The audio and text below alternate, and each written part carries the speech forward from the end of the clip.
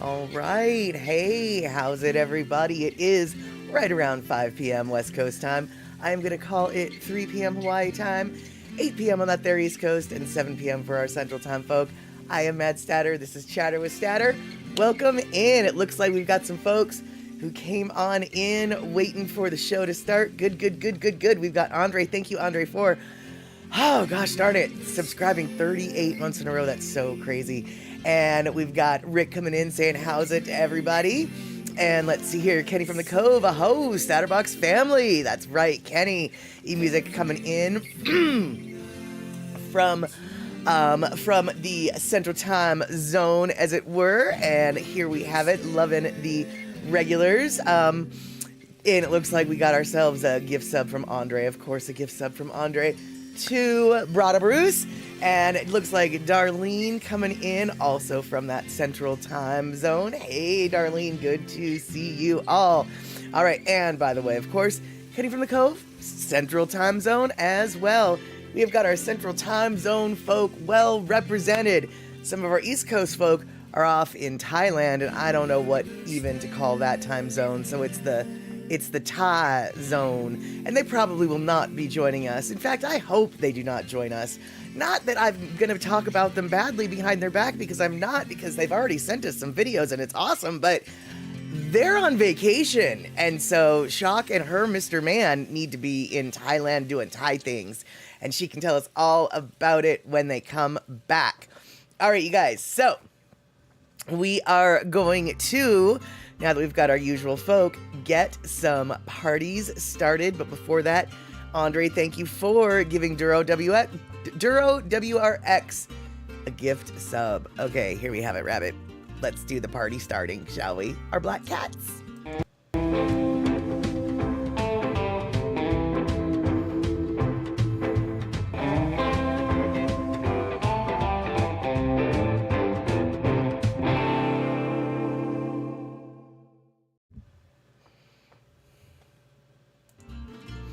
All right, so this weekend I think is getting, well, actually I know it's getting closer and closer to the holiday, big holiday feast that we have here in America. That is Thanksgiving, of course.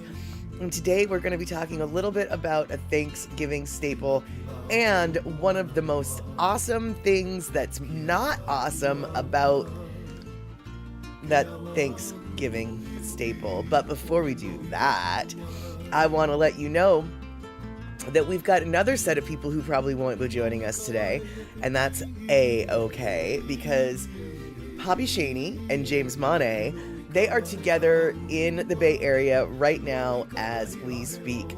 And I have proof of that, and I have so much proof they're together right now in the Bay Area, San Francisco to be exact, at this very moment. I happen to know this because I've got update videos of their weekend so far. And, well, here, why don't we all share in the joy that was this is this weekend so far for Poppy Shaney and James Monet. You'll see by the last video that maybe it's not as joyful as they hope, and apparently it's my fault. A little bit. We'll see. Here we go. Let's watch a couple videos from Poppy Shaney and James Monet with what is going on for them this particular weekend. Good morning. Aloha, everybody. Kirk Poppy Shaney here. It's 9:47 on Saturday, and I'm leaving Rockland, California, headed down to San Francisco International to pick up the one and only James Monet. That's right. The big man himself is in town. So, wanted to send a quick video to say good morning to everybody. Happy Saturday. James and I have a fun-filled weekend. He's performing this evening in San Francisco, I believe 2 shows. And then tomorrow, Sunday, we're going to a... In 1.5 miles, use the right 2 lanes to take exit 306B for I-80 West towards Sacramento. We are going to a San Jose Sharks game against the Detroit Red Wings. So, per the request of Mad Statter, we will have some videos for you. Happy day, everybody, and see you soon. Hey, Molly. Kirk Cheney here. And James Money here. Just wanted to report in. We're at the 49er game. It is 11:30. We just walked around and saw some of the sights here at the stadium and wanted to say hi. Have a great day, and we'll give you some updates later. Bye. Kiddo's not playing.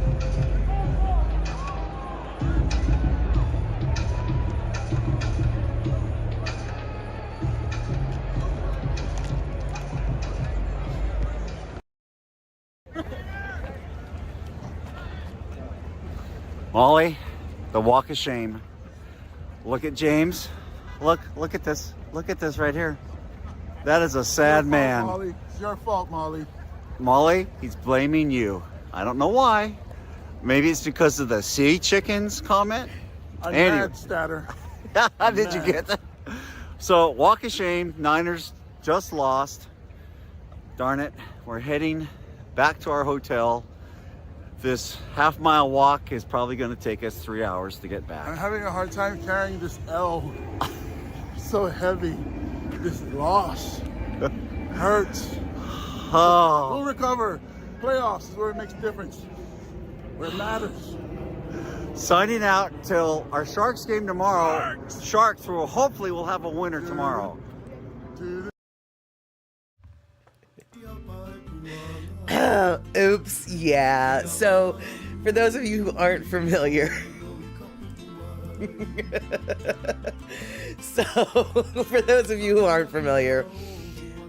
I obviously am a Seahawks fan. I mean, actually, I don't mind the 49ers because they took my pretend imaginary husband, Richard Sherman, in after he left the Seahawks. So I don't mind the 49ers, but I do play along with the little rivalry, and James is definitely a bang bang Niners gang kind of guy. Whereas I am more of a Sea Chickens fan, and he calls them the Sea Chickens. And so earlier today on James's Instagram, he posted some videos at the where he was at the game and how stoked he was because I guess, dude, this is how classy Poppy is. I guess now I don't know. Maybe this is a normal thing for sports ball stadiums. I am not a sports ball fan, so I know nothing about going to see it live. But apparently the tickets that Poppy Cheney got for him and James are called like club tickets or something. And so you get this special pass on your hand and you get to go up to these certain concession stands and just flash your pass and then take whatever there, it's for free. They've got pizza, they've got pretzels, they've got soda pop, they've got waters, they've got all the food you want. What do you want? They've got it for free because it's part of the ticket cost.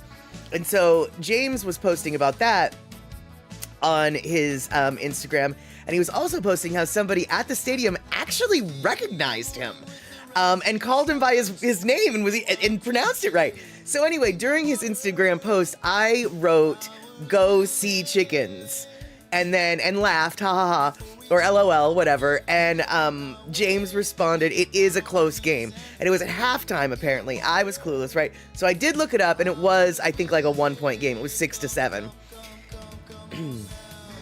Well, apparently the third quarter came, the Seahawks got ahead and never let the 49ers catch up. And so I guess my Go Sea Chickens really brought them over the edge. So it's all my fault. But James did have a good time regardless, and regardless of the L. And I did also send them a little Go Sharks message in case that my Go Sharks will at least help the Sharks make it over the edge. So now you know exactly what Poppy Cheney and James Money are doing, because quite literally, for real, you guys, I got that last loser video like 15 minutes before we live streamed. So pretty much I can just about guarantee right now that Poppy Cheney and James Money are either still walking to their hotel room or just getting to their hotel and thinking about what they're gonna do for dinner. So that is the absolute latest news on what Poppy Cheney and James Money are doing this weekend, which I know, I absolutely know that you guys tuned in just to find out what they were doing. And so, so let's see here. A win from the Sharks can be a shaky thing, and then says Andre. And Andre, well, the Niners and Seahawks are tied this season. Actually, not only are the Niners and the Seahawks tied, apparently, you guys, the NF whatever West, that the little grouping that the Seahawks and the Niners are part of, whatever it's called, everybody in that grouping sucks this year. Like, the top 3 or the bottom 3 teams are at 50%. The bottom 3 are tied for the bottom, and then the one that's like best is barely better than that. The NFC West. Okay, so the NFC West is just, I looked at the stats right before we got here, and it's like 50% loss, 50% loss, 50% loss for the bottom 3, and then 60% win, 40% loss for the number 1 slot.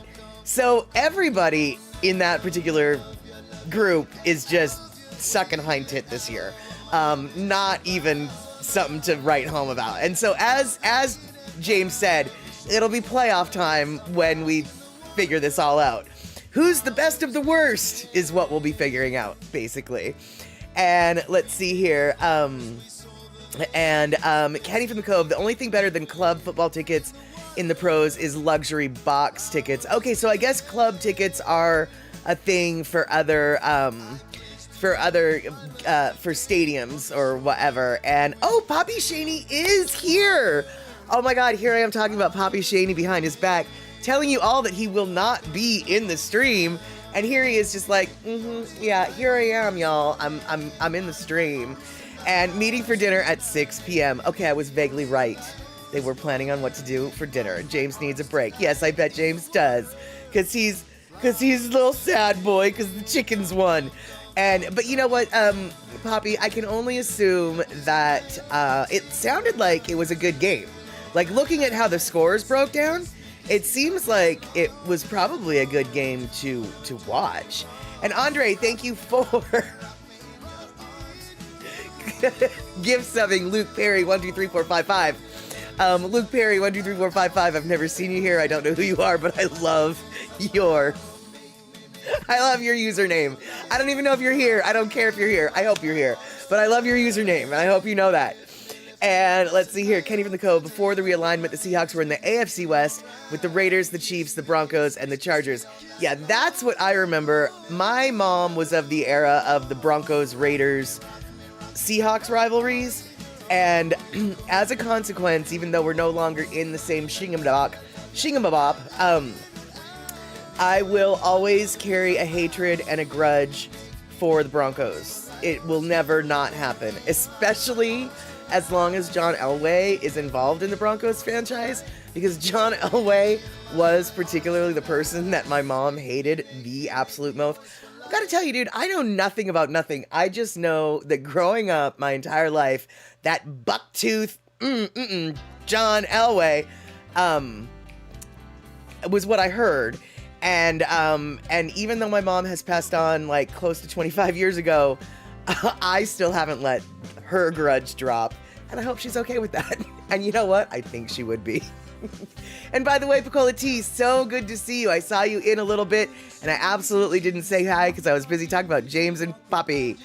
And let's see here. Looks like Rick's bragging about a win, but Darlene's just like, yeah, but barely. They barely won, Rick. Don't be bragging too much, Rick. And let's see here. Yeah, well, Picola T, I think that Poppy he's only halfway through his whirlwind weekend with James Mane, because they've got another sports ball event. Although this sports ball event is a sports ball event that I actually do enjoy. It is a hockey game, and so I absolutely can't wait to see or hear what happens at the hockey game, because the Sharks are gonna win. I know it. Just like the Sea Chickens won. Only they're gonna win bigger. And let's see here. Better than UW playing last night against Oregon. Oh, did Oregon win, UW? Did Oregon beat the UWs? Did they? Because I hate UW. You don't even know. I know that I'm supposed to because they're from Seattle, but I've always despised that team. So did the Oregons beat the Duckies beat the Doggies? Because I think the Oregons are the Duckies, right? Oh. University of Wisconsin, not University of Washington. Got it. Got it. Never mind. UW, not UW. Actually, Rick, that is a good question. What do you, because you clearly know what Seattle refers to University of Washington as, and that's UW.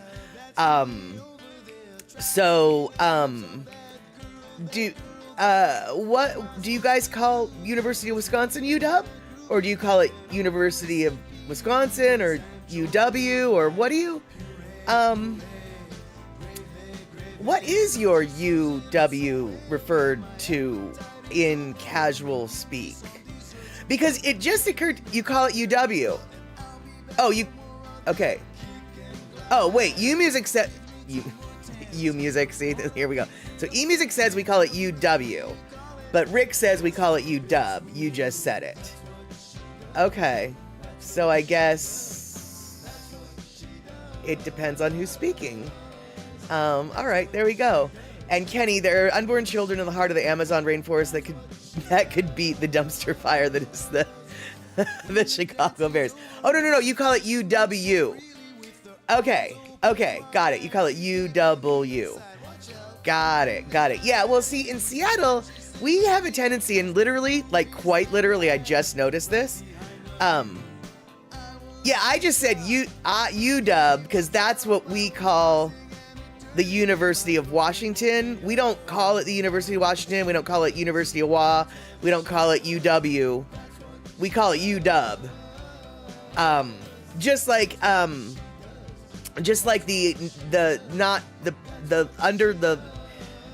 the minor league farm teams, the college teams that play in Seattle, they're called the Dub C Fish Sticks, and the Dub is short for W, and so it's the WC, meaning the West Seattle, or it means White Center because they are technically located in White Center.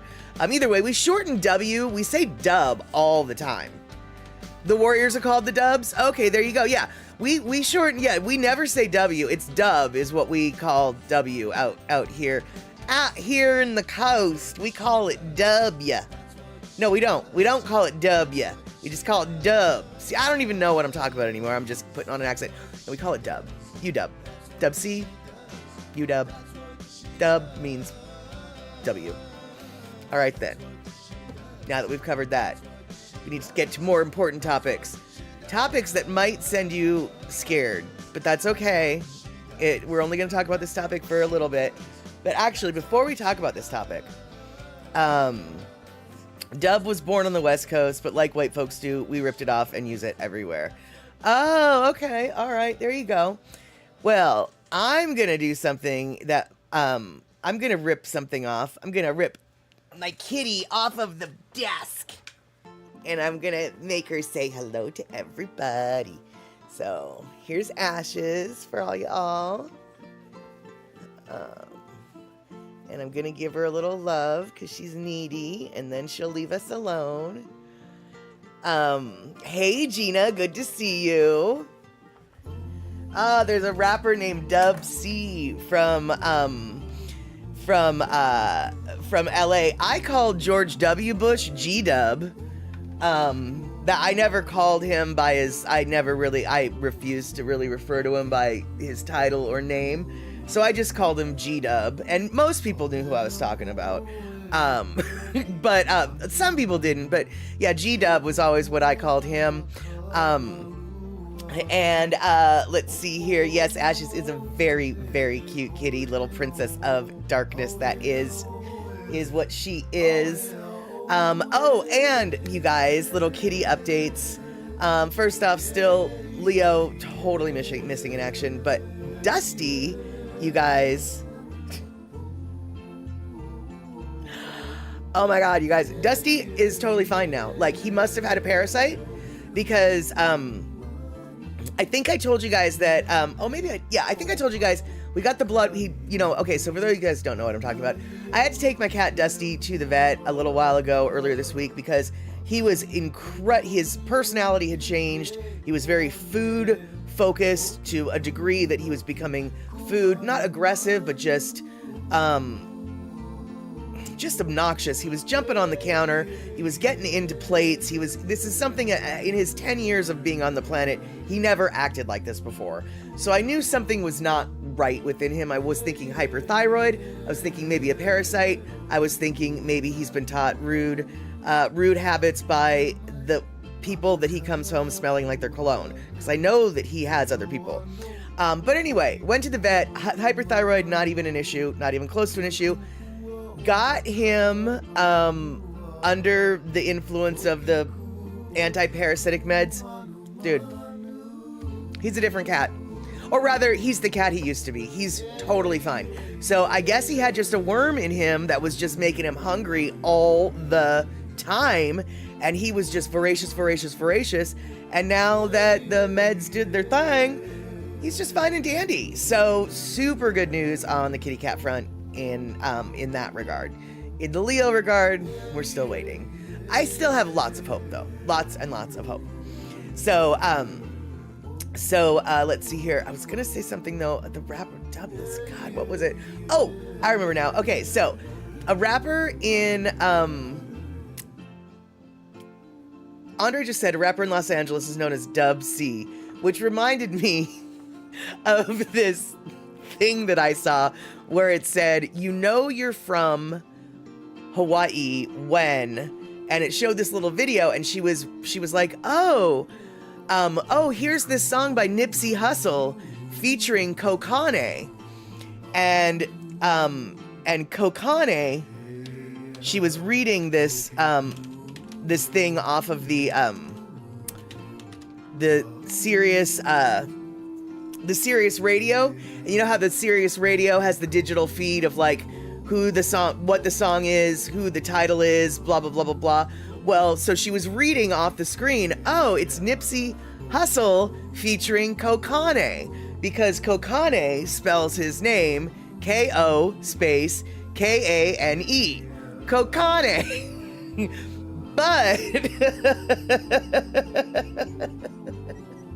But actually it's cocaine. And oh no, Mama Sean, you can't see it on YouTube? I got a notification that I was on YouTube. Hold on. Let's see if I can fix this. No.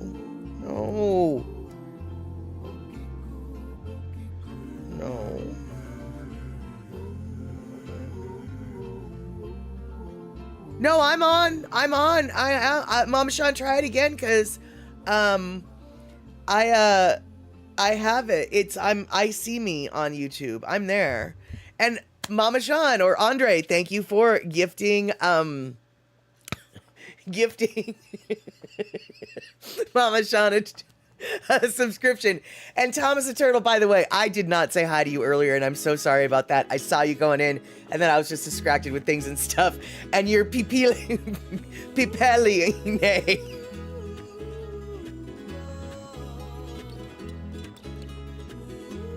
Okay, you guys, I'm sorry. I know you guys do not come in here to just watch me laugh. If you're unfamiliar, I can't remember what this comedian's name is, but he's this Korean guy who grew up in like Kansas or someplace. He's a Korean guy with a southern accent, all right? Maybe he grew up in Texas, I don't know. He was the only Korean kid in his white town, etc., etc. And he is hysterical when it comes to just the Asian white thing. Anyway, one of his Kentucky. Okay, he's from Kentucky. There you go. Same difference, basically, when it comes to Korean. When it comes to Korean folk. There's one time when he's in Hawaii, and there's this haole lady who's trying to. She's trying to be respectful. She's trying to figure out how to do the pronunciations. Because once you get made fun of for right? You are like, oh, okay. You like her like, I didn't mean to do that. You're like, okay, how, like, like. All right, let's see how I can use this and, pronounce the other stuff. And so he literally found this haole lady who was trying to do a like to pipeline. So it's, she was all, pipeline, Pipeline, Pipeline. You know, and finally he was just like, no, lady, it's pipeline. But I didn't tell the joke nearly as funny as Henry Cho. Henry Cho from Knoxville, Tennessee. Yeah, Thomas really, his little the way he typed that out was way funnier than me explaining the joke. But if you want to hear the full joke and the person who tells it best, Henry Cho, Knoxville, Tennessee, although you probably don't have to Google the Knoxville, Tennessee part. Henry Cho, hysterical guy. I haven't seen him live, but if he comes through Seattle, I absolutely plan on checking him out. And let's see here. All right, Mama Sean. Thanks, Andre. And I'm going back to the couch. There you go. There you go. All right, so speaking of getting back to the couch is where a lot of people spend their Thanksgiving. And this is a little video and a little bit of a knowledge burst that I want to throw your way about something that is on almost every single Thanksgiving table that are doing traditional type American style Thanksgiving foods. Some of you prefer it jellied from a can. Some of you prefer it fresh made. Some of you think you don't like it at all, and then later on, about 45 years into their life, find out that it's quite tasty on vanilla ice cream. That'd be me. But here we go. We are going to talk a little about cranberries, specifically Ocean Spray cranberries, specifically how awesome Ocean Spray cranberries is, and then we're gonna talk about scary stuff that lurks in the Ocean Spray field. But right now, let's not get scary. Let's just go learn about berries. Come Thanksgiving, cranberries hit tables across the U.S., usually in sauce form. But these pink superfruits have a long journey before they ever make it to your holiday plate. Odds are your cranberries started here in New England, on an Ocean Spray farm. Hi, I'm Allison Carr, and I am a 6th-generation cranberry farmer here in Massachusetts, and you are on my family farm. Headquartered in Lakeville, Massachusetts, Ocean Spray harvests 220 billion cranberries a year. Cranberries are primarily harvested in the water. Despite what people think, they don't grow in water all year. Cranberries begin as vines in wetland fields called a bog. In June, small pink flowers bloom. It's said the flowers look like a crane, giving the berry its name. Around late June, the flowers fall off and the actual cranberry starts to grow. Harvesting happens between September and October, when the bogs are filled with a couple inches of water. A berry picking machine drives into the bog and churns up the vines to knock the berries off. Because cranberries have 4 air pockets inside, they float to the surface of the water. We try to use Mother Nature as much as we can in the wind, and in a lot of cases, the cranberries will be pushed to one area of the bog, and that's the area we use to take the cranberries off. A couple more inches of water are added to the bog, and this is where you've probably seen images of farmers thigh-deep in cranberry water. Dressed in waders, farmers maneuver what's called a boom to corral the berries into one corner of the bog. They then rake all the berries into vacuums that suck them up into the backs of trucks. The trucks are sent off to the Ocean Spray processing plants where they're unloaded. Those berries can become one of 1,000 different products, ranging from juices to dried cranberries to, of course, cranberry sauce. Each year, Ocean Spray facilities produce about 88 million cans of cranberry sauce and 223 million bottles of juice. Their products are sold in stores across 100 different countries. But how do small family-owned farms in Massachusetts help produce almost 65% of all cranberries sold? That's because they're a part of the Ocean Spray Agricultural Cooperative, started in 1933. Today, 700 family farms across the US, Canada, and Chile collectively own the Ocean Spray brand. The average farm in the cooperative is just 18 acres. These are small family farms, typically multi-generations. In fact, more than a quarter of our farms are on their 4th generation or greater.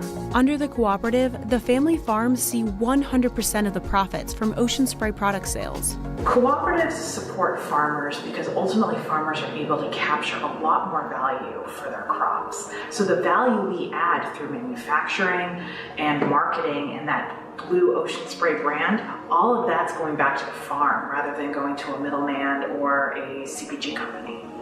So you can go back to your cranberry sauce turkey dunking knowing you've supported a co-op 6 generations in the making.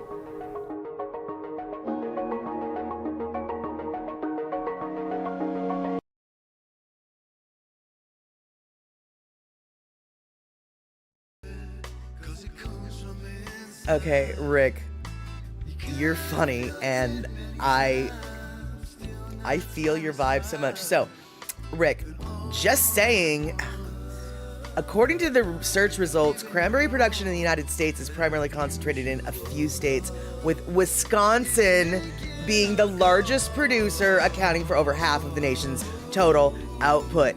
That is so funny you should say that, because when she threw down with 65%, blah, blah, blah, coming from Massachusetts, this West Coast girl was like, oh, no, girl, I know too much about West Coast cranberry production. Oregon and Washington got that locked up, and we have way more berries than all you do in your tiny little landmass. And so now you're kicking in with the Wisconsin. That's right, Rick. Us W's have got to stick together and get those M's to respect us. We do better berries than them. All right, so maybe I'm taking this a lot too personally, but check this out, y'all.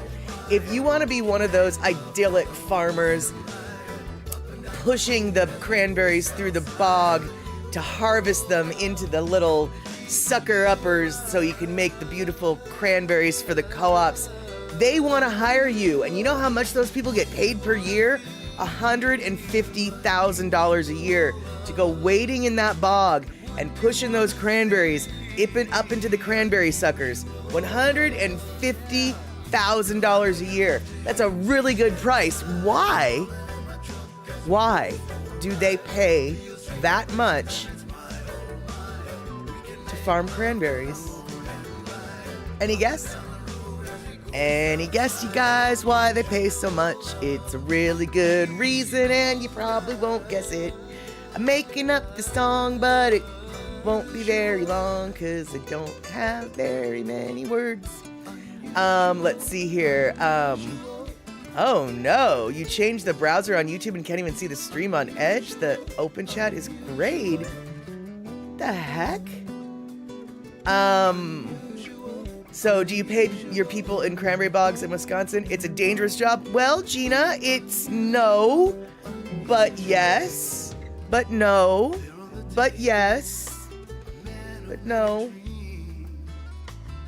but yes. Some people would perceive it as very dangerous, horrifying, in fact, the stuff of nightmares, but actually it's quite harmless. But it is the stuff of nightmares for plenty of people.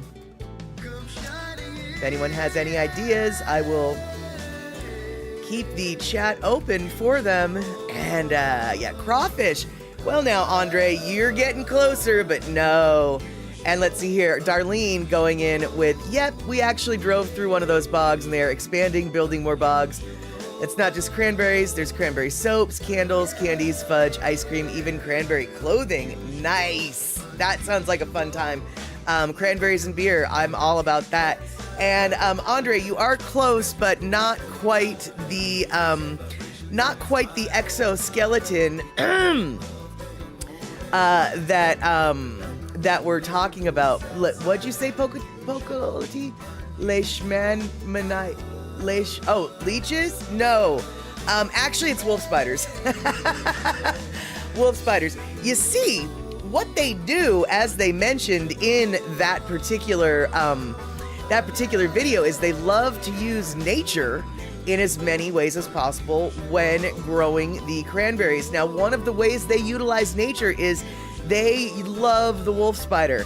The wolf spider is one of the top predators of their little insect ecosystem that absolutely devours all of the... Hey, Cora, good to see you. Well, then you're a big fan of cranberries, even if you know it or not. So, yeah, the wolf spiders are a huge part of the ecosystem within the cranberry bog, basically keeping all the pests under control.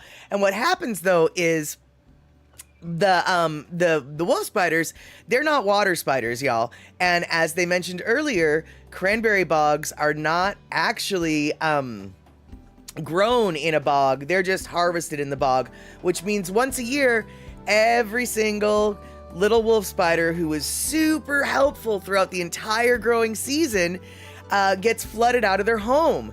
And they don't like that. So they just basically like to crawl on the tallest, driest thing that's in the middle of the wet bog. Now, I don't know if you noticed this or not, but when you're a person standing across in the US, the usually wet when you're that person standing in the wet bog, you're the tallest, driest thing for them to climb on. And so you will literally have hundreds of them climbing on you every day. Hundreds of them will be on you. And these are not tiny spiders. I think you saw that. And I took that thread of images off for a reason. But you can see why why they have to pay $150,000 a year to harvest the cranberries, because not everybody's able to harvest cranberries, y'all. That's just not something that everybody can do. So Gina, is it dangerous? No. Yes. No. Yes. It kind of depends on who you are. Will it send the vast majority of people into a hospital needing panic attack? Absolutely. Therefore, it is dangerous. But did it need to be? No, not really. I mean, I'm one of the people who would just be like, oh, it's no problem, until it became a problem, and then it would be a very big problem. But yeah. Yeah, the risk is spiders and the people being afraid of them. Yes, that is why there's only so many people willing to put up with that nightmare fuel, and you're going to have to pay them well for it. And so,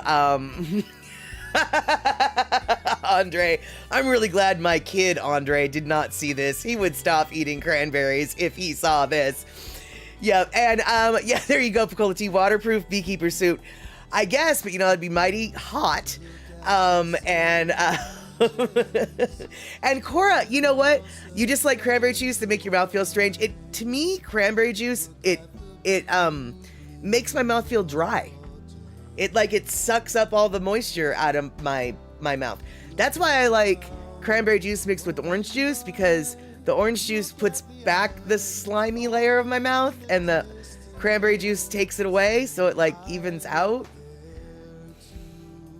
I'm sure there's more technical ways to put that. But yeah.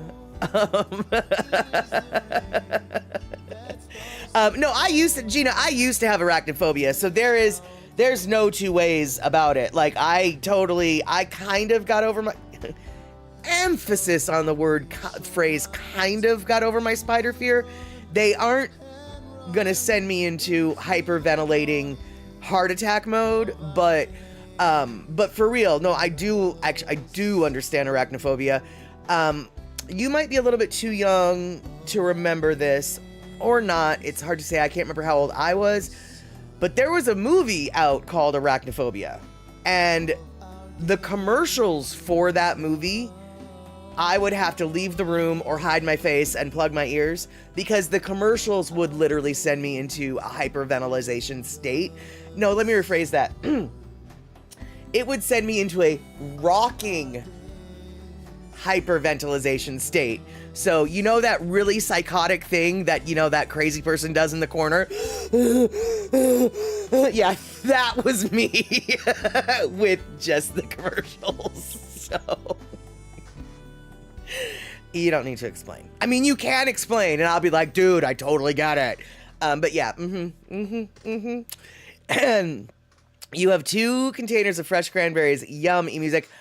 I keep having to stop myself from buying the bag of fresh cranberries at the produce stand that I go to, because ultimately I eat them with ice cream, and I'm trying to cut back on my sugar. And both cranberry sauce and then, of course, ice cream both have sugar in it. But I have a feeling before the end of the year happens, I'm going to get a bag of cranberries and make some cranberry sauce. And I'm going to get a half gallon of really good vanilla ice cream. And I'm going to sit down, and over a week, I'm just going to fill my belly with ice cream and cranberry sauce. Because I like my cranberry sauce with ice cream, y'all. I don't like it with my turkey. I don't like it with my meat. I don't like it with my savory. I like it with my dessert. And Cora, you're not scared of the spiders or bugs, but you are scared of the bacteria they carry.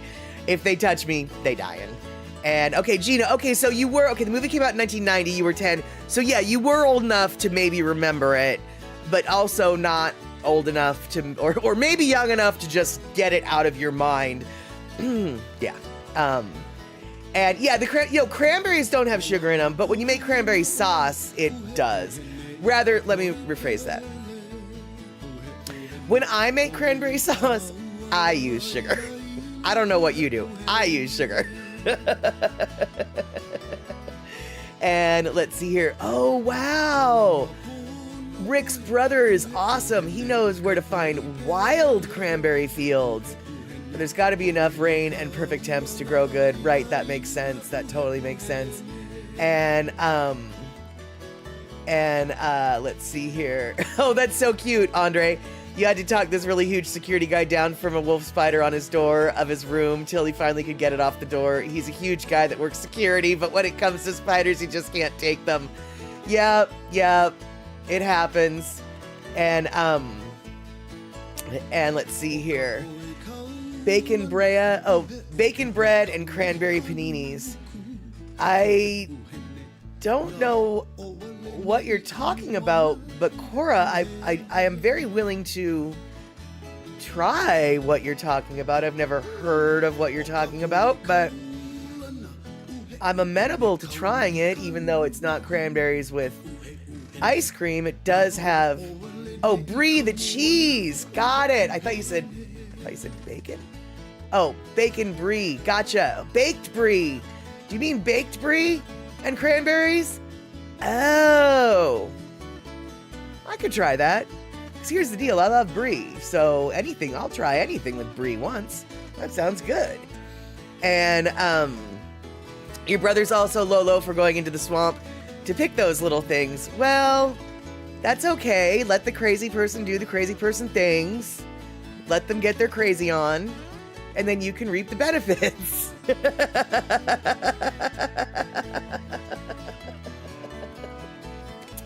All right, you guys, so now that we have enough nightmare fuel to last us through the Thanksgiving season, why don't we chill the heck out and listen to a little bit of Lono. And wait, no bacon, brie and cranberry sauce panini, it's like a toasty. No bacon, brie and cranberry sauce panini, it's like a toasty. Oh. Yeah, I want to try that. I definitely want to try that. I'm going to have to try that. All right, well, now I have another reason to buy cranberries. And brie. Okay, but let's listen to some Lono, because it's 4 minutes past the Lono Listy break. And yeah, toasty is basically a grilled cheese sandwich from what I understand. They're just weird and they call it toasties over there. Although maybe they're not weird, maybe it's something different. So actually, Cora, that's a good question. Toasties are like a grilled cheese sandwich, right? Because that's what I'm envisioning. And while we discuss toasties, let's listen to Lono. All right. Hello. Let's go.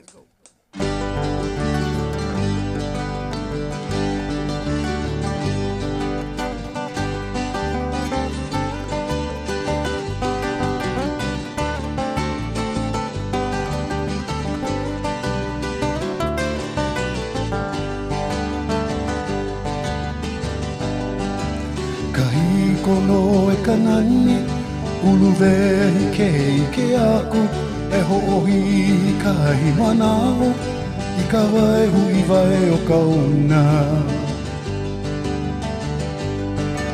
e hoʻi no i ka uka iu iu o huelo i laela no e pili ai e ka o hulu laha ole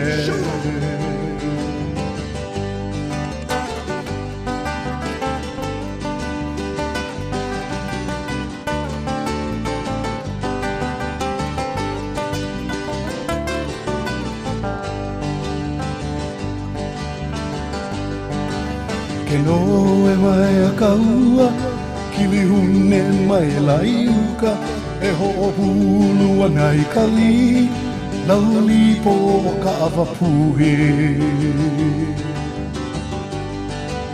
E ho ino e kauka, I kauka iu o huelo, I laila no e pili ai, me ka o hulu la hole.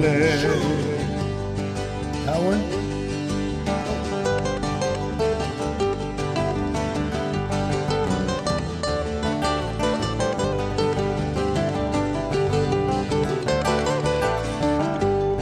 Jailbreak, here we go.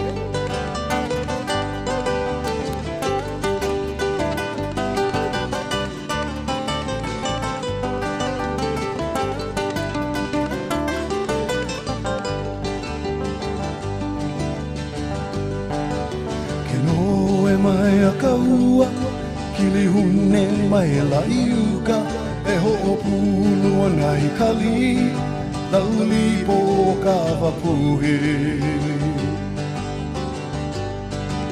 E ho ino e kauka, kauka iu o huelo, I laila no e pili ai, e ka o hulu la hole.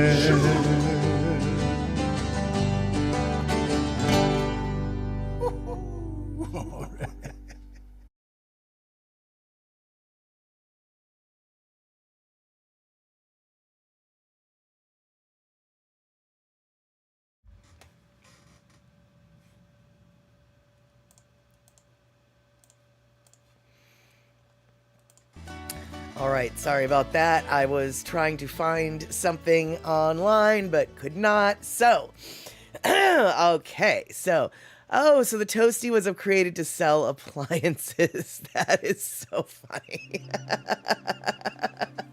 Piccolo-T, why do I often get so hungry chatting on this stream? Exactly. Well, you know, it is something that we most often have in common, which is FUD. And let's see here. Okay, so Toasty machines shape the bread into triangles to keep the cheese in the pockets in the middle. Oh, I remember those sandwich grills. Ron Popeil had one of those back in the 80s, if I remember correctly. And let's see here.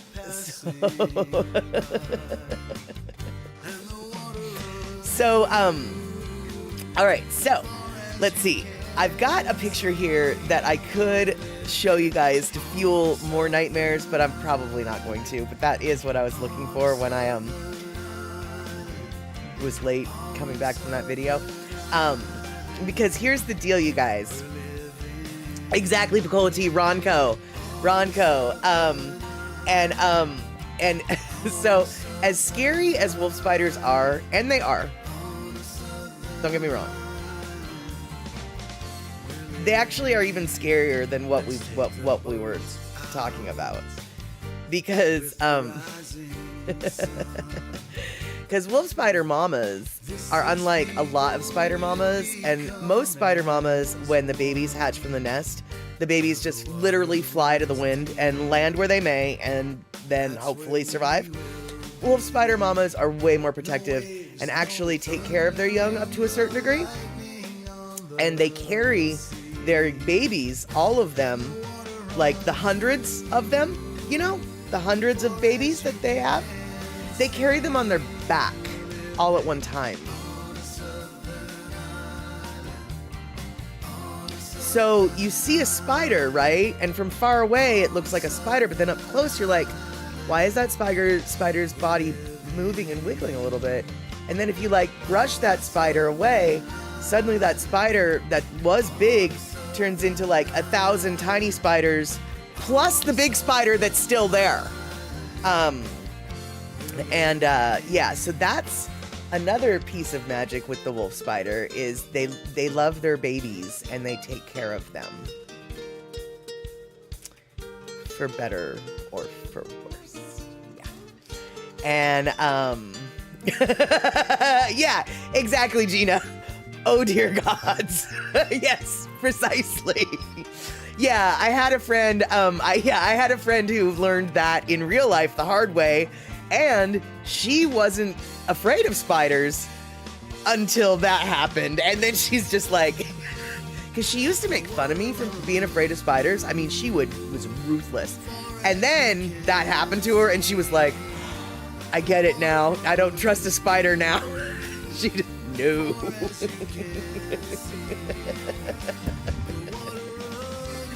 And yeah, exactly. How do you carry 100 babies? Well, they're like literally piled on top of each other, right?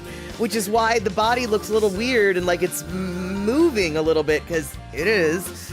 And yeah, I have a picture. I didn't download it yet, but basically, if you guys do want to fuel your nightmares, just Google wolf spider's baby on back, and you'll see. Just Google wolf spider babies, and you'll go to the Google images. You'll thank me later. You won't thank me later. You won't.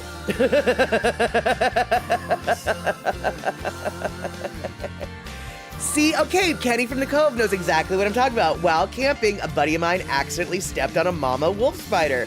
When those babies scattered, so did we. Yes, exactly. And Andre, they eat big spiders in Thailand. They deep fry them and serve them on a stick, deep fried giant spider loony pop.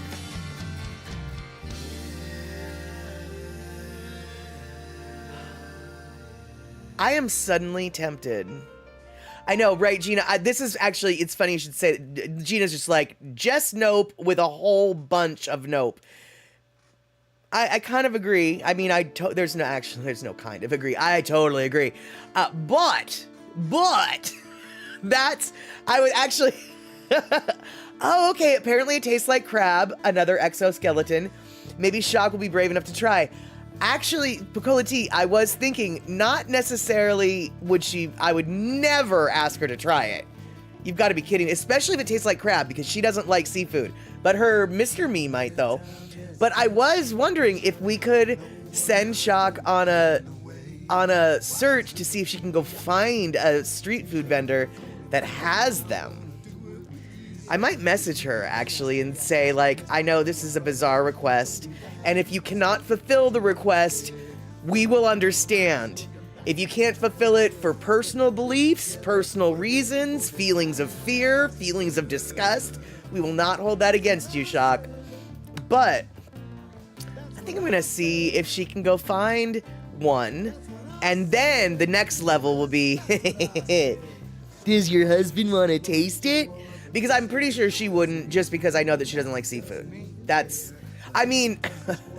There might be a host of other reasons why she wouldn't try it either, but the one thing that I do know is she don't like seafood, so if it tastes like crab, that's not going to be any incentive. And let's see here. Darlene, I call Rick my spider savior. He doesn't seem to be bothered by bugs much, except when we were in Hawaii and he saw a huge centipede that was so big he had a hard time killing it. Wow. Yeah, but you know what, Rick? I'm totally with you on saving the spiders, etc., etc. But when it comes to those centipedes, honestly, if they're anywhere in your vicinity, they're dangerous. Like they can send you to the hospital. So, I mean, obviously you don't want to go around willy-nilly killing them, but if they are, in your hotel room or in your shack or coming towards your feet at a restaurant or whatever, yeah, it's best to to make sure that creature will not have access to you. However, that needs to happen, including disposing of dismembering and disposing of the body. And no, Andre, it's a reason. Yeah, Andre's saying, man, I was so scared of centipedes in Hawaii because everybody told me as a kid that they're dangerous. They are. I mean, they might not kill you, but you might wish you were dead. It's a really painful bite from what I understand. I've never been bitten, but this is what I can tell you. And I've told you guys this story before. When I was staying with an old college roommate of mine in the Anahola River Valley in a shack with no electricity, we shared the shack with a cane spider named Harold that was about this big. We lived with geckos. She lived with geckos. She lived with spiders. She lived with all sorts of creatures in her shack. And she was also an outrigger canoe paddler, right? So one night she came home after a race over that weekend, exhausted from the paddling race, absolutely just ready to go to bed. But unfortunately, as she walked into her shack and turned on her light, because she did have solar electricity, she saw a centipede scurry underneath her bed. And she at that point, even though she just wanted to collapse into her bed and fall asleep, at that point, adrenaline kicked in and she literally tore her whole house apart before she went to bed so she could find and kill that centipede. So, she was not going to go to sleep in her house knowing that there was a centipede in there. So they are a big deal. That fear was put upon you for a reason. Centipede, it's a cute little video game. It's a fun video game. Cute little cartoons. People aren't necessarily afraid of centipedes, but in Hawaii, you abso-flippin-lutely need to be. And let's see here. A centipede. I don't even know if I want to read what eMusic is saying. Oh my god. Let's see here. Apparently, a centipede made a home in somebody's hair, and I would have shaved my head. Yeah, totally. And Picola Tea, sometimes you see them in your driveway, even deader than a doornail. I won't go near them. Right, there you go. Even when they're dead, you won't go near them. Yep. And and Kenny, I'll live in a shack in a shack in the core of the sun before I live in a shack with a giant cane spider. Kenny, living in that shack with that giant cane spider is exactly how I started to get over my arachnophobia-ish. I mean, I still have a case of the heebie-jeebies, and I'm not a fan of jumping spiders at all. But living in that shack with that flippin' spider for the week and a half, absolutely. I came back to Washington, and I was like, oh, look at those cute little spider. You're so tiny and cute. I'm not afraid of you. Yeah. And you never did get bitten by a centipede. You remember camping in campgrounds and having to go to the bathroom and putting rubber slippers on and using the flashlight to see if any were out there. Oh, abso-flippin-lutely. Oh, she did. Oh, no. She had to shave her head. She had long, thick hair and complained of a headache. Oh, no.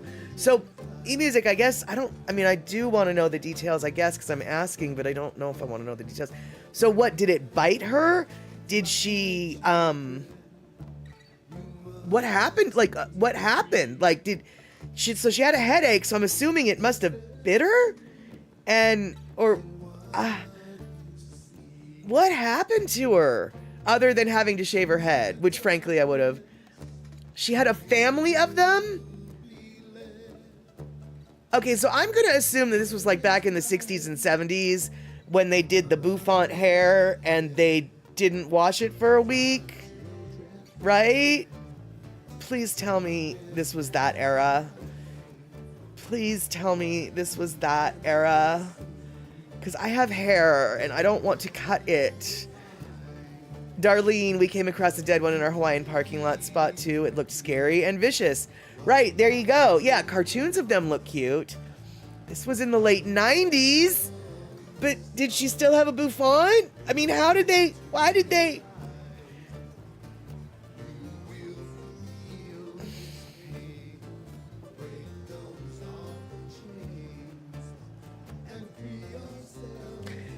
Okay, I know that was a long moment of silence, but I had a lot of thoughts. Who found it? The hairdresser? Her family? Who found it? Or rather, who found the family? Was it a doctor? Because she went to the hospital? Did she have a wound because she got bit? I have so many questions that honestly, I don't even know if I want to know the answer to these questions. But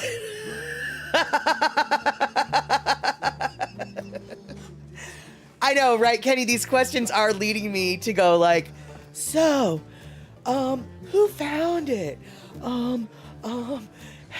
Was the hairdresser? Yeah, that's kind of where I'm on the verge. She went to a pharmacist and they found the problem. Oh, honey bunches, you do not pay me enough to be a pharmacist to go digging into someone's hair and finding a centipede family. And so, did she have a bite? And I know, right, Bernadette, we are absolutely talking about the worst thing in the world, actually. So, we're talking about the dangers of centipedes in the state of Hawaii. In Hawaii, they have centipedes that if they bite you, you will get hurt. And then someone said that someone they knew had a nest of them in their hair. And that was a nightmare that we are talking about for way too long. And then Gina wisely is like, why don't we change the subject? And I'm not going to argue with that suggestion. But I am going to say thank you very much. Yeah,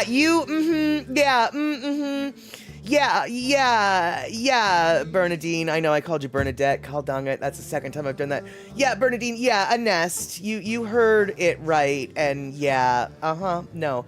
And then, right, Picola T, an old coworker, was a former hairdresser. She told a similar story of a lady coming to her wash in a set after months without. Spiders scattered when they undid her bouffant. Oh my God, that is so gross. And you guys, you know that I don't try to say those words very often, but this topic just, I apologize. I am sorry for dropping that F-bomb, but oh my, And then, one last topic for nightmares, and then we are going to switch to all the trashiest towns in my state. But right now, Andre, you remember camping in the foothills of the Sierras with my high school girlfriend? We were in the tent, and she picks up a shoe and smashed something she said a spider. And so I go looking and find that a huge spider, and next to it was a scorpion that the spider had killed. And then the spider got killed by my girlfriend. And then that's when we say, we're gonna go sleep in the car, girlfriend. Yeah, that's right. We're gonna go sleep in the car, girlfriend. I love you, girlfriend, and that's why we're gonna go sleep in the car. Yeah, is this stream about the heebie-jeebies? It was actually, you know what, you guys? I had plans to talk about onions today. Onions, that's right, I had plans to talk about onions. You know, green onions, scallions, leeks, shallots, red onions, sweet onions, Egyptian walking onions. I was gonna talk about onions, but here we are instead.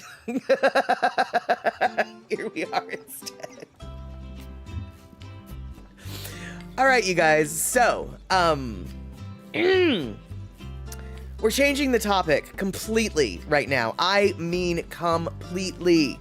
All right, for those of you who don't know, I am from Washington State.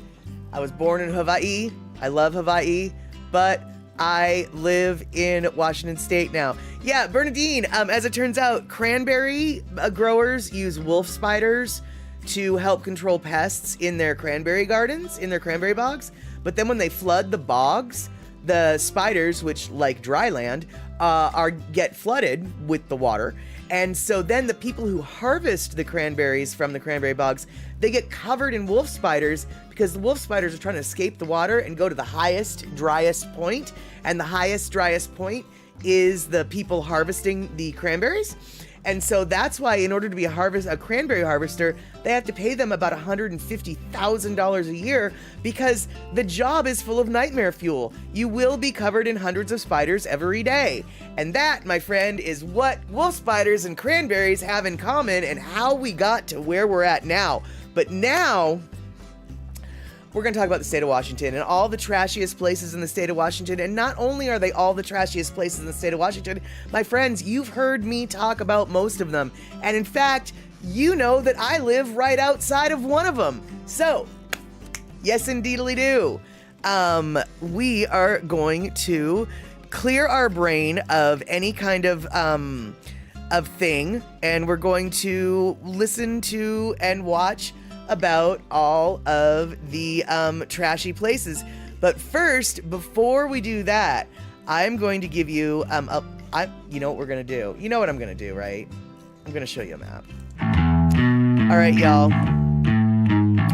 This is the map, and you'll see I've got everything highlighted, and one of these particular one of these cities is named after the song that this bass riff comes from.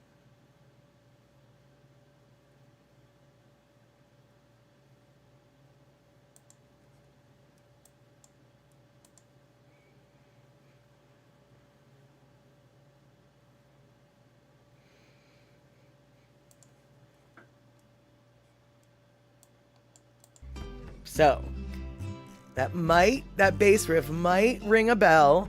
And Andre, keep your mouth shut, because you probably know. Keep your mouth shut, Andre, keep your mouth shut. Because you probably know. Keep your mouth shut, Andre, keep your mouth shut.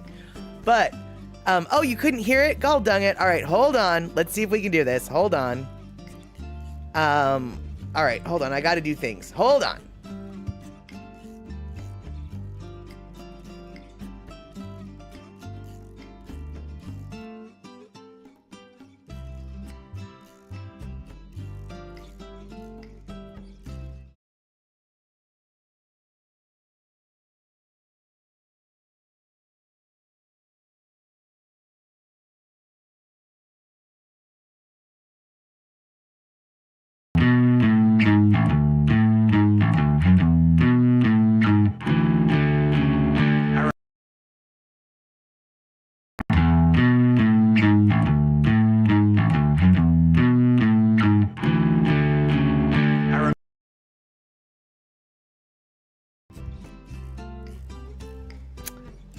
Well, gall dung it. Kenny got it. That was Longview by Green Day.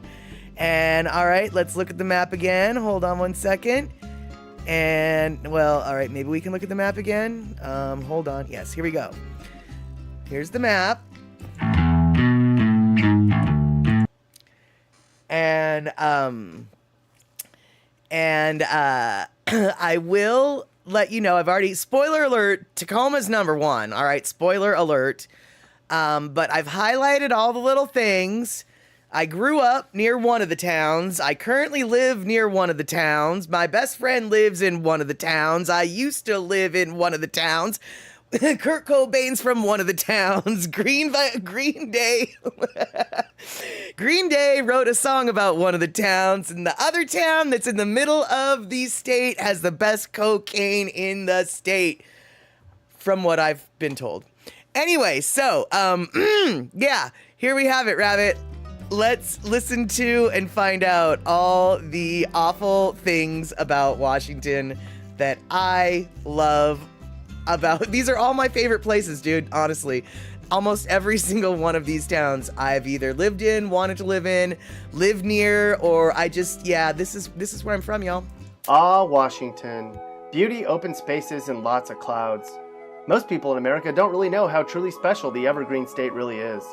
While lots of places in Washington are truly fabulous, there's also cities here that outright suck. The worst parts of Washington. You know when you see them, they're the parts of Washington where you don't want to go, if you can help it. The goal today is to highlight the cities in Washington that are the worst of them all. How do we do it? We measure the things most bad cities have. You know, where people are broke, where crime is sky high. We even measure the public school education levels. Let's get started. Shall we begin? Our first stop on our unfavorable journey through Washington starts in Lakewood, south of Tacoma along I-5. Lakewood's main issues are with high unemployment, a high number of sex offenders, and really bad crime. Lots of the crime here spills in from Tacoma, and the fact is, when you're in certain parts of Lakewood, you better watch your back, or you're going to have a bad time. According to the FBI, you have a 1 in 30 chance of being the victim of a property crime every year here. Why do you think cops spent so much time filming here? However, if you like strip malls, fast food, casinos, strip clubs, and adult bookstores, then Lakewood would be fabulous. If you drove south of Seattle, before you got to the airport, you'd come to the community of White Center. You know when you get there when you see a car up on blocks. When you search for White Center, Washington, Google auto suggests that a lot of other people have looked up the crime stats. That's not a good sign. Crime, income levels, and high unemployment rates mean White Center is a really crummy place to call home in Washington. On the bright side, the people in White Center make more money than the people in Bellingham, so they can brag about that if they want to. Where's the 8th worst place to live in Washington? The folks in Longview might not be too happy to hear it, but it's you. This city way down near the Oregon state line certainly lives up to its reputation for lots of drugs, high STDs, low-income families, and factory smells. And the unemployment rate's the 6th highest in Washington, too. Plus, for a decent job, you'd have to drive all the way to Vancouver or even Portland back and forth for work every day. Yuck. On the bright side, since this part of Washington has so much meth use, you could probably make some extra money on the weekends. Just be sure to save some for your friends in Chehalis and Yakima. They're always ready to buy. Continuing our worst tour of Washington, we come to Port Angeles, right along the peninsula. Like several cities on this list, Port Angeles was built in part on ailing industries like lumber and shipping. Across the board, PA ranks in the bottom 20% for unemployment, crime, and number of vacant homes. If you drove your beat-up car a few blocks east of Longview, you come to Kelso, Washington. You just might want to keep driving. Kelso ranks as the most unlivable place in Cowlitz County. This city scored poorly across the board for every criteria we analyzed. Crime, unemployment rates, and household incomes are all in the bottom 10 in the state. On the bright side, for entertainment options, there's a ton of Redbox rental machines in town, where you can check out all the latest movies. Hey yo, this video is brought to you in part by Clippers on Martin Luther King Boulevard in Federal Way. Come on and get your hair done, they do it tight and right. That's Clippers on MLK. G. We built this city, and now it sucks. Welcome to Aberdeen, the 5th worst place to live in the entire state of Washington. Aberdeen's called the gateway to the Olympic Peninsula, but we should be calling it the gateway to high unemployment because it's the #1 place for jobless residents in the state. It's a run-down, depressed area with high drug use, especially heroin. But you knew that already. Not here. Aberdeen ranks in the bottom 5 for number of sunny days in the state too. Just a short ferry ride over from Seattle is the seat of Kitsap County, Port Orchard, which certainly isn't full of butterflies and rainbows. Here, crime is the 4th worst of all cities in the state, which may or may not come as a surprise. In fact, it sounds like if you don't lock something up here at night, it'll be gone by morning. Commute times are long and the schools are some of the least funded in the state. However, Port Orchard's South Kitsap High School had a string of 23 straight football playoff appearances. Go Wolves! Our next stop on our worst journey of Washington is in Yakima. Lots of places in Yakima are essentially a shithole. There's a reason people call it Crackama, Yakavegas, or less cleverly, the butthole of Washington. Yakima has lots of poverty, crime, and drugs. Crime is more than double the national average, and it seems like every night on the local news there's stories about car thefts, assaults, sex offenders, shootings, and stabbings. Hispanic gangs are prevalent in Yakima. In fact, in some parts of the city, you could get iced for wearing the wrong hat, so you better play it safe if you want to stay out of trouble. Way down along I-5 south of Olympia is the really crummy city of Centralia. Actually, Chehalis and Centralia both suck, but Centralia has a higher unemployment rate and more crime. In fact, Centralia's crime, unemployment rates, and income levels are all in the top 10 in Washington. Hopefully, folks here can soon figure out how to find unemployment outside of the failing lumber industry. But it can't be that bad in Centralia, can it? After all, someone's selling these attractive I Love Centralia t-shirts online for $43.99! Holy guacamole! And where's the worst city in Washington? That would be Tacoma, hands down. People seem to think Tacoma's making a turnaround, but for now, it stinks. Tacoma has a 7% unemployment rate, 1 in 10 homes are vacant, and well below average schools. Plus, Tacoma has the state's worst crime. 10 murders a year is a lot for Washington. And on average, there's more than 13,000 robberies, arsons, and burglaries in Tacoma each year. They don't call it Tacompton for nothing. When you're in some of the worst Washington communities, some parts can be hard to tell apart, but you can tell who's from Tacoma though. They're the ones with the 40, a pistol, a beat-up car, and a pit bull. If you don't live in Tacoma or any of the other Washington cities we mentioned, you don't have it too badly. And if you do live in one of the cities we mentioned, at least this might help keep the annoying Californians away.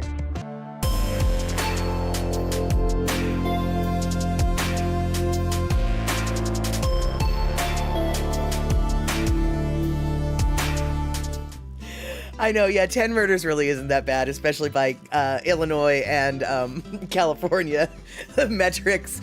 And yeah, really, the city's really, I mean, honestly, statistics say one thing and whatever, but you know, I love my second home that I grew up in, and as Pecola T said, you know, Yakima actually has some amazing food. Yakima is without a doubt probably our most highest rated Hispanic Latino per capita city in the state of Washington. And there's a lot of farming communities, farming and ranching that takes place in the eastern Washington and in the mountains of Washington. Yakima is pretty much smack dab in between both of them. It's along the Migrant Farm Trail. Yakima has always consistently had the most, the highest south of the border population in Washington state, without a doubt. Consequently, a lot of really good food. Although it has been said that White Center, also on the list there, which I live very close to. Andre spent many years, or many vacations in White Center, enjoying himself. White Center, also huge Hispanic population, and some of the best Mexican food and Peruvian and basically south of the border food. I'm going to use the term Mexican in the most offensive way possible, which is going to be to include Mexico, Central, and South American cuisine, because we have so many different varieties that I can't even begin to list them all. So I'm just going to cover them under Mexican cuisine, which I know, not cool at all, not even acceptable, but I'm doing it for this stream. We have a fork ton of Mexican restaurants here of all different varieties and ethnicities and cultures, which I know that makes no sense, but whatever, that's what I mean. And it's considered really good because it's actually really authentic. For some reason, Tacoma reminds you of the Oakland of Pacific Northwest. You have every reason to feel that way. Well, but it's not necessarily Latin food, because that includes Caribbean, and let me tell you, ain't no Caribbean food in the Pacific Northwest. A restaurant tried to have some Cuban food once, and that did not last very long.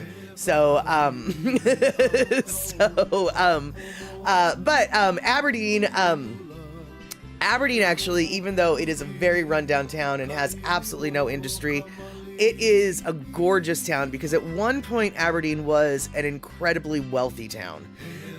They were basically the shipping the shipping port that met up with the railways of Washington State, and it's so sad and yet so awesome that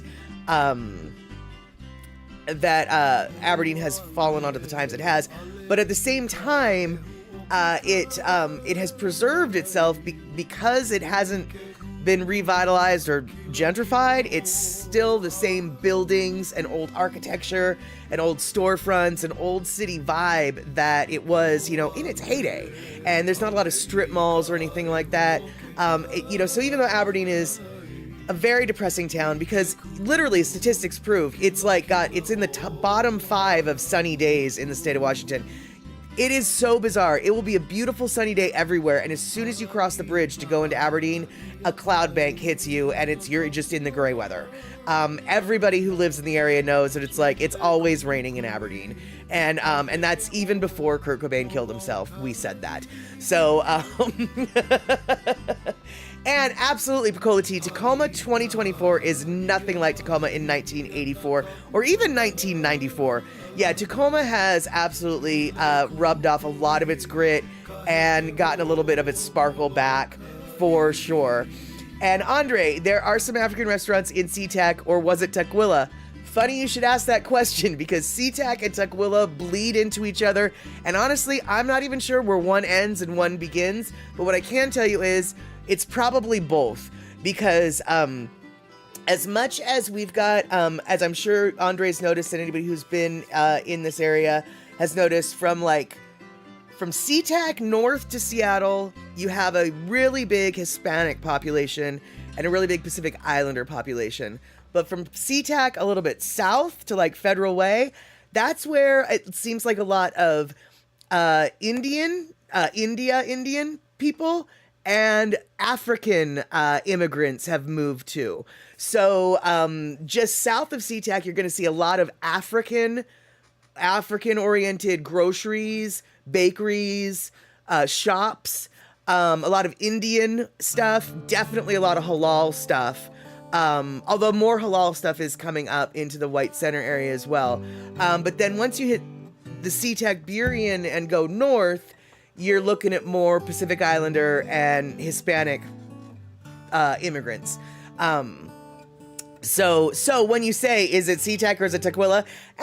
It's kind of both. And yeah, Kent has lots of, and actually Asian, I guess Asian in India is part of Asia, so that, Asian is sort of a multiple, a broad sweeping brush for the Puget Sound area. Shock, we were talking about you earlier. So glad you could come join us. So, we have a quest for you, a request for a quest. And before we ask you for this favor, we first absolutely know this is a huge favor. And we absolutely expect you to say, no. And then after you say no, I kind of expect you to say, oh, hell no. But we're going to ask anyway. So, we were talking about spiders earlier, and we were talking about big spiders.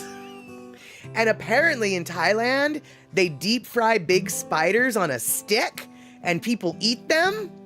And Andre, thank you for giving Shock a gift sub. And so we were just wondering if you could go find, we don't want you to eat it.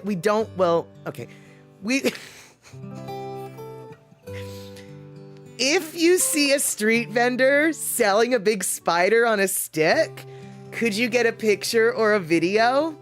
That's the first one. That's the first part of the request, which we already expect you to say no to, so we don't feel bad. But then the next part of the request that you're going to, I know she already said no, and I'm still asking because I'm 5. And then the next part of her request that we're going to know you're going to say no to is, if you do find one, can you get your husband to try one? Can you get your husband to try the spider? Because we know you won't. We already knew that. They taste like crab, we've been told, which is why we know you don't want to do it, because you don't like seafood. See, this is what we're thinking, right? But can your husband eat one? Can you do it? I know, he already ate a water bug. That's why he might be on for the spider. The spooter on a stick. Spooter on a stick. And Pussycat coming in with a 2-minute warning. And I'm so glad to see you here, Pussycat. I didn't know that you were here lurking, but thank you coming in with that warning, because Shock is in Thailand and unable to give me the 2-minute warning. Your husband is looking very dubious on that front. Okay. Well, I'm not exactly surprised. And so I'm not going to say I'm disappointed, because I'm not. And I'm not surprised, because I'm not. But I'm still going to put the idea of, if you see one, could you get a picture? If you see one, could you get a picture? And then my next question is, could you make sure you're looking for one too? But yeah. Okay, you can get a picture. All right, cool.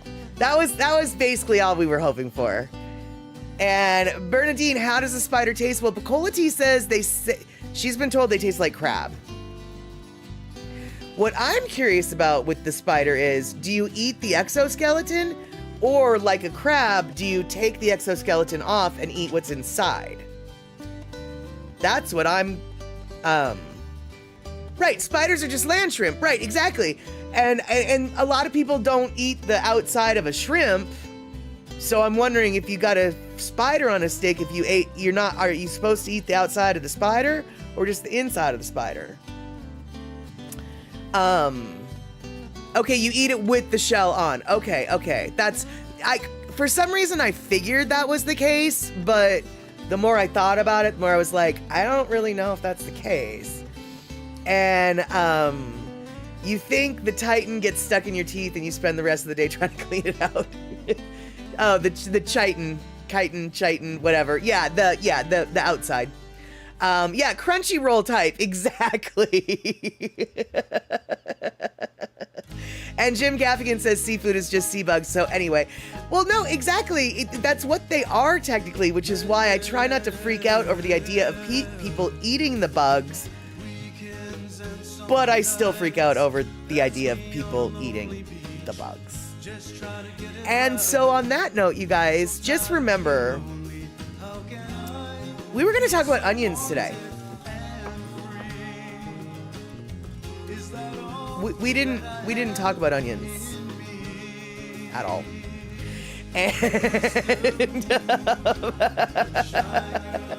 And Rick coming in, if you have clear skies tonight, go out around 11 p.m. to see if you can spot some Leonid meteor shower. Awesome, Rick. Thanks for the heads up about putting our heads up. I will definitely go outside and see if we've got clear skies. Pretty sure we don't, but honestly, I have no idea. And so, Gina I'd be okay just having crab because Maryland, but not entertaining the idea of spider tasting like crab. Right, there you go. Oh, hey, Gina, you bring up actually a good point, even though that's not what your point was, but it reminds me of a good point. People eat crab shells. On the West Coast, we don't have crabs that we don't have yeah. On the West Coast, we don't have soft shell crab, but on the East Coast, I hear you guys do. And so I guess it actually is kind of normal to eat a crab under certain circumstances. It's normal to eat a crab with a shell, now that I think about it. And, let's see here. And let's see, it would have to be deep fried in thick cornbread batter and put some white bread with mayo before you tried spider. Yep, there you go. Shock, your ex used to call soft shell crab sandwiches with legs. Yes, that's what it sort of looks like. Yeah, well, Darlene, I honestly have to say I would want it so deep fried breaded that I couldn't discern the shape from the deep fried. And Kenny, exactly, good point. You know what else tastes like crab? Crab. All right, so those are the words of wisdom. You know what else tastes like crab? Crab.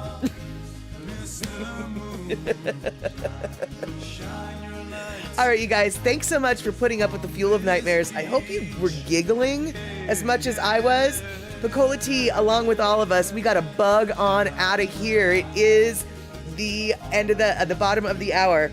And Puzzycat, I have not found Leo yet, but I still have hope. He's a strong kitty. I'm sure he's out there somewhere being strong, and he's probably just found a warmer house for the winter months.